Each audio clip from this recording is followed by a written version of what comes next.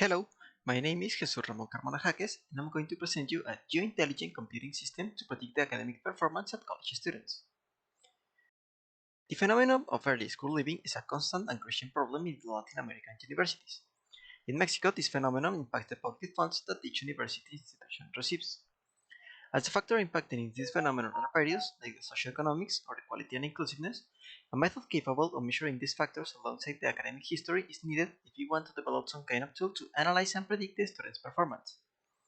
Being capable of predicting the student's performance helps institutions to optimize the administration of the tutoring programs inside them to identify the students in a rich situation. To develop this kind of tool, we made use of the machine learning methods. Machine learning is an area of artificial intelligence rarely used in the recent times. The basic function of it allows a system to learn using the set of data instead of explicit programming. The influence of machine learning goes beyond the computer science problems, reaching areas like material science, education, and biology. Thanks to the recent advance in technology, machine learning has gotten better tools to improve the efficiency of the machine learning methods, like the artificial neural networks model. Implementation of artificial neural networks to datasets of educational institutions is an area of recent development. The use of neural networks has become an incredibly effective tool to predict the college students' academic performance.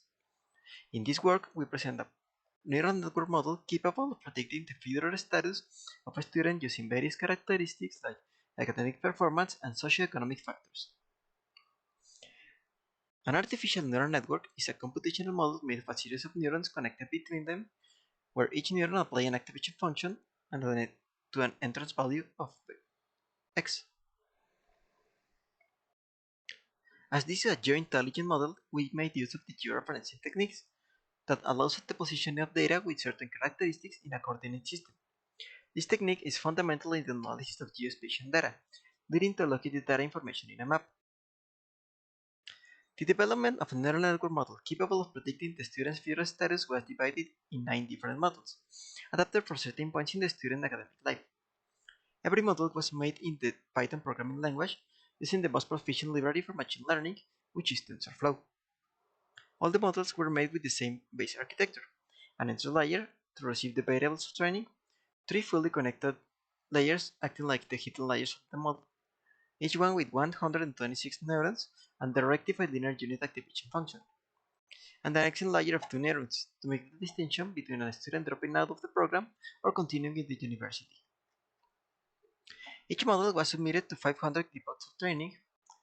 The fifth model was with the variables of the student academic life before entering the university, the name of the academic program the student chose, inclusiveness factors, and a georeferenced socioeconomic factor called marginalization rate. This grade is associated to the student's city of residence. For the subsequent models, 2 variables were added for each one. The second model has the addition of the first semester average value of the student grades and the semester approval rate. Next, we have a model with the addition of similar variables for the second semester of the students in the institution. Similar models were made ending in the 8th semester, because some academic programs end in that particular semester. This gives us a total of 9 neural network models, each of them adapt to classify the student in a certain semester of his academic life inside the university. The dataset we use to achieve this goal is made with the data from students of the Universidad Autónoma de Chihuahua from the year 2012 to 2015. After the training process, we obtained some graphics to show the difference in the evolution of the training results as new variables were added in each model. In the next figures, we show the graphs for 3 of the 9 models and the comparison between all of them. The models selected to exemplify this were the first model to show how the academic background and the socioeconomic factors influence in the student's development, the model adapted to the 4th semester because it was the midpoint in a lot of the academic programs, and the model adapted to the 8th semester to show how the student keeps advancing in the program is more easy to predict his future status. Also, we present the confusion matrix to show the difference of the distribution of the misclassified data between the false positive and false negatives. In the model with no semester information, we have an accuracy value of above the 80%. This means above 8 of every 10 students are correctly classified as a dropping out student or a re-entry student, as we can see in this confusion matrix. In the next graph, we have the model with information until the 4th semester accuracy. As the student kept advancing in the university during 4 semesters, his prediction values are a lot higher, reaching above the 90%. As we can see in the confusion matrix, the students have a lot of re-entry values, which made it a lot easier to classify. And last, for the model with information until the 8th semester of the student, we have an accuracy value of about 98%. In this case, it's almost sure that we can know the student's next step in his career, if he is going to get a re-entry value or dropping out. The re-entry value also classifies students which successfully conclude his studies as a graduate student.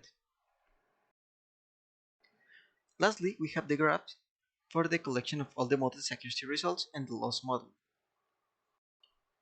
With this, we can see how the model's training goes beyond a lot of the models behind them, being the last model of the 8th semester the one with the better accuracy value. But the first model, the one with no academic background of the semester information, had a better performance than the expected.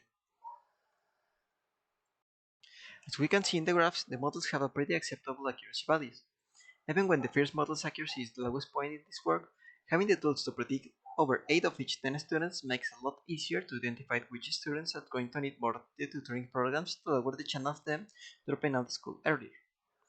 One of the best characteristics in this model is the constant improvement of the accuracy as more semesters are added, even when the data size becomes significantly smaller. In conclusion, this type of models have a lot of potential to be improved.